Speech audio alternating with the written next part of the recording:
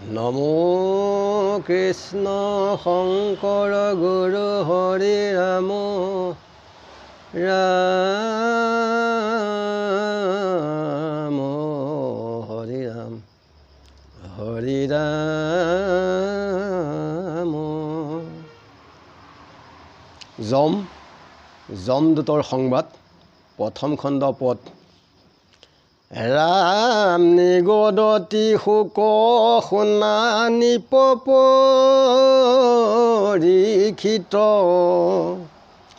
নামৰ মহিমা বাবে মহাবিপৰীত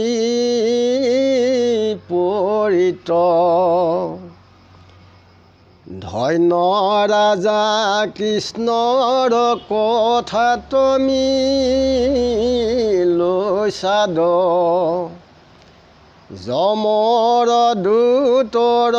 যেন মিলিল সংবাদ সমাজক পাতি আৱাসন্তৰা যম মহাপৰিচ্ছেদে বসি বিপুল বিক্ৰম ধৰি আৱাসন্ত বিষ্ণু দত্ত মদণ্ড সমস্ত ভূতৰ প্ৰভু প্ৰভাৱ প্ৰচণ্ড দুপাশে চামৰ দোলে শিৰেছে ছত্ৰ লিখে চিত্ৰ গুপুতে হাতত পঞ্জী পত্ৰ ঋষি পাৰিষদ সবে আচন্ত আৱৰি নতে ভাতে পঢ়ৈ গুণ গীত তাল ধৰি হাতত লোহাৰ ডাংগ কাঁচি মাল কাঁচি দাৰুণ কিংকৰ সবে উপাসী আছে দুই চকু ৰঙা আংগাৰৰ বৰ্ণকাই বিকট দশন ঘোৰ ৰাক্ষস পৰাই ঠাই ঠাই পাত্ৰ কি কৰৈ উগ্ৰ শাস্ত্ৰী চতুৰ্ভীতি শুনি মহামাত্ৰ নাদবাতি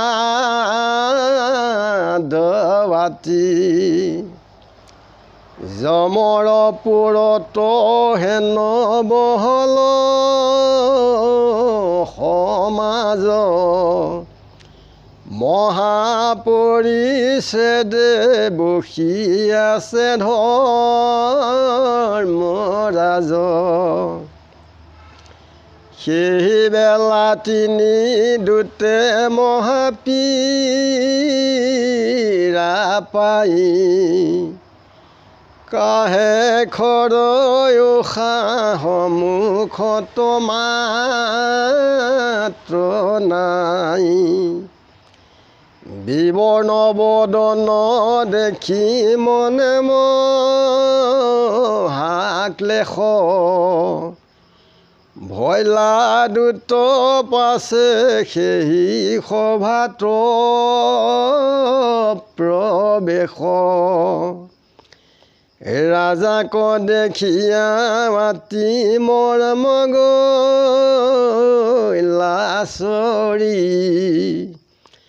কান্দৈ হুমা হুমি তিনি দূতে আগে পৰি সমস্ত সমাজে নিশবদ হৈ আছে কি ভৈল বুলিয়ে জমে পুছিল পাছি শুনি সন্ধকীয়া হাতে মচি মুখ আখি কান্দি কান্দি জমত দিলে দুখ সাক্ষী পৰে কাহিয়া ললে আমাশা কমাৰি লোকৰ কতনো আছে অধিকাৰী তুমি সেই বিচাৰ আমি জানো সমুদায়ী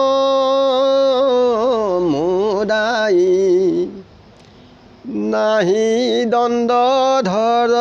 আৰু তোমাত বিনাই তুমি ধৰ্মৰাজা পাঞ্চি পঠায়া আমাক বান্ধি আনো পাতো কিজনক যাত্ৰনাক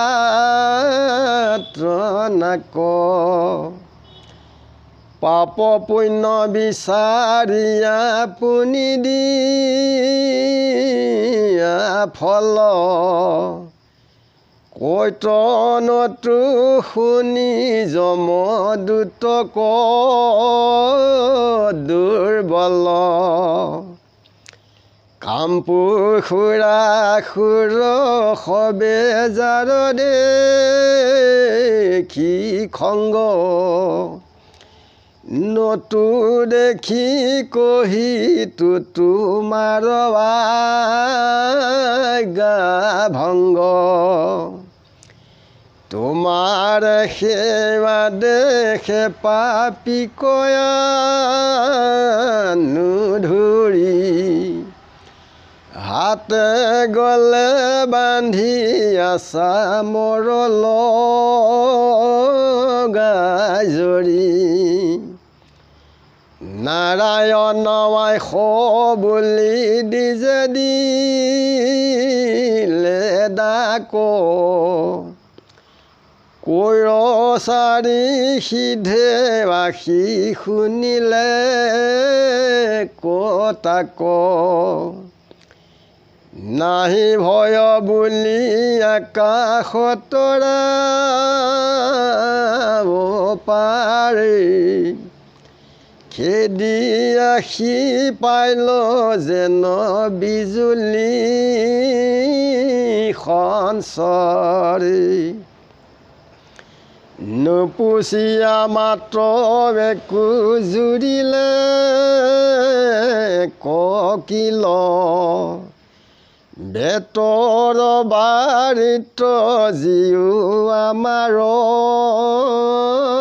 উৰিল চৰৰ চুতে গাল ভৈলা ভিন্দাকাৰ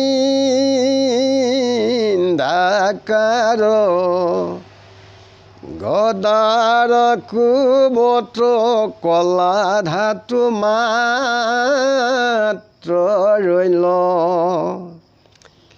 সমূলে মৰিলে প্ৰাণ কিবা সোধা কথা